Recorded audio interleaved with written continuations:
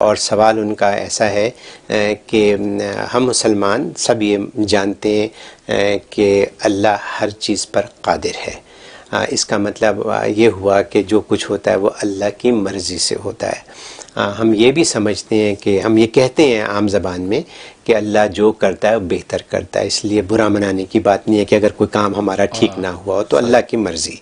تو یہ فرمائیے کہ جب ہر بات میں اللہ کی مرضی ہے تو اگر کسی سے کوئی گناہ سرزد ہو جائے، کسی سے کوئی زیادتی یا غلط کام ہو جائے، تو کیا وہ اللہ قادر ہے تو اللہ کی مرضی سے ہوتا ہے؟ کیا یہ کچھ کنفیوژن ہے؟ فرمائیے اس سلسلے میں۔ بڑا اچھا دلچسپ سوال ہے جی، اور واقعی یہ سوال پیدا ہوتا ہے کہ جب اللہ کی مرضی سے سب کچھ ہوتا ہے جی، تو گناہ ہے، ثواب ہے، نیکی ہے، معصیت ہے، تو اس میں بھی اللہ کی مرضی شامل ہے۔ جی، جب خود اللہ کی مرضی شامل ہے تو پھر پکڑ کس بات کی؟ درست۔ جی، تو یہ سوال اٹھتا ہے عقلی طور پہ۔ یہی بات ہے۔ لیکن اصل میں بات یہ ہے کہ وہ حضرت علی رضی اللہ تعالیٰ سے کسی شخص نے پوچھا کہ اللہ تبارک و تعالیٰ نے انسان کو دنیا میں کتنا بااختیار رکھا ہے اور کتنا مجبور رکھا ہے، یہ سوال کیا۔ اچھا، تو آپ نے فرمایا کہ اپنا پاؤں اٹھاؤ۔ کھڑا تھا وہ، سیدھا پاؤں اٹھاؤ، اس نے پاؤں اٹھا لیا، ایک ٹانگ پہ کھڑا ہو گیا۔ جی، اور فرمایا دوسرا بھی اٹھاؤ۔ جی، کہتا جی نہیں، دوسرا تو نہیں اٹھا سکتے، جب تک پہلا رکھوں اس وقت تک نہیں اٹھا سکتا۔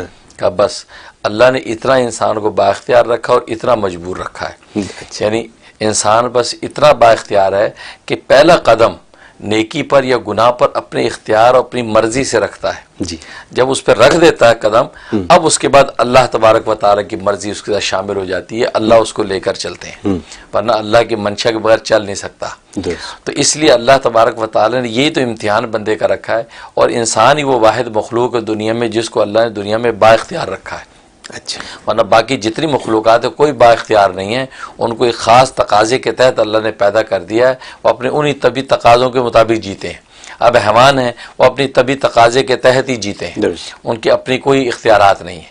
لیکن انسان کو اللہ نے 50% با اختیار رکھا، 50% مجبور رکھا، لہذا اپنے اس با اختیاری میں وہ پہلا قدم اٹھاتا ہے نیکی یا گناہ پر۔ تو اللہ اس کو کاؤنٹ کرتے ہیں کہ اس نے پہلا قدم جو کہ اپنی مرضی اور منشا سے نیکی پر اٹھایا، اس کے بعد اللہ کی مشیت اس کو لے کے چلتی ہے، تو اللہ اس کا ثواب دیتے ہیں کہ بھئی یہ اجر و ثواب مجھتے ہیں، کیونکہ اپنی مرضی سے سٹیپ پہلا اس نے خود اٹھایا۔ جی، اسی طریقے گناہ پر جب قدم رکھتا ہے تو یہ اپنی مرضی سے جو کہ پہلا قدم گناہ پہ رکھتا ہے، تو اس کے بعد اللہ کی مشیت اس کے ساتھ شامل حال ہو جاتی ہے، اللہ ڈھیل دیتے ہیں، ڈھیل دیتے ہیں کہ چلنے دو، کیونکہ لیکن پہلا قدم جو کہ اپنی مرضی سے رکھا، اس لیے وہ گناہ گار قرار دیا جاتا ہے کہ جرم ہے تمہارا کہ قدم پہلا تم نے خود رکھا اپنے اختیار سے۔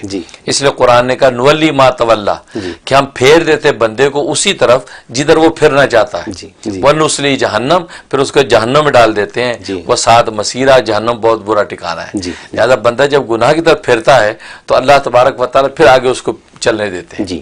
اس کو کہتے ہیں اللہ کی مشیت۔ تو اللہ کی مشیت کے بغیر کچھ نہیں ہوتا، مرضی ہوتی ہے اللہ کے رضا اور خوشی۔ یہ ایسی ہے جیسے حکیم ہوتا ہے، حکیم جو ہے وہ زہر بھی بناتا ہے اور اس کا تریاق بھی بناتا ہے۔ تو حکیم جو تریاق بنانے پر تو خوش ہے، اس کے استعمال پہ خوش ہوتا ہے، لیکن زہر کے استعمال پہ خوش نہیں ہوتا، لیکن بناتا ہے وہ زہر بناتا ضرور ہے، لیکن اس بات سے خوش نہیں ہوتا کیونکہ اس کو کھائے، ہاں وہ تریاق پر خوش ہوتا ہے۔ ایسی اللہ تبارک و تعالیٰ گناہ اور ثواب دونوں میں اللہ کی مشیت چلتی ہے، لیکن اللہ نیکی پر خوش ہوتا ہے، لیکن گناہ کو اڈاپٹ کرنے پہ ناراض ہوتا ہے۔